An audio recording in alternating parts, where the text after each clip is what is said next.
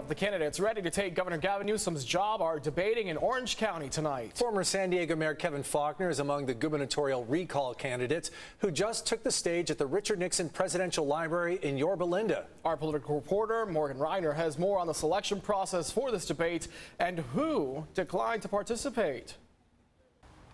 The Nixon Foundation used a metric they've been using for 30 years to help dwindle down the list to the ones we will see tonight. But there are some people who made the list and still decided not to participate. We have Governor Gavin Newsom himself. We have conservative talk show host Larry Elder and Caitlyn Jenner.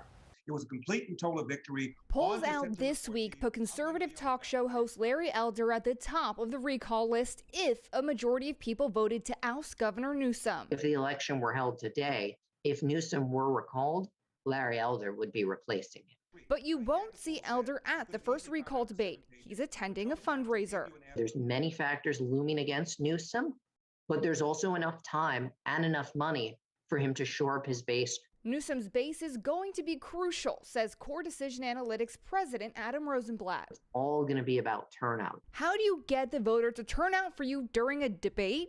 Director of the Project for the Informed Electorate at Sacramento State, Kim Nalder, says it's about making headlines. Mr. Vice President, I'm speaking. I'm speaking. Like Kamala Harris did during the vice presidential debate. What matters more than anything for these folks, sadly, is not, long dissertations about policy, but having something punchy that will be the pull-out quote that will be used in the article about it. But for those who do tune in, she said among other more complicated questions, voters are asking themselves a simple one.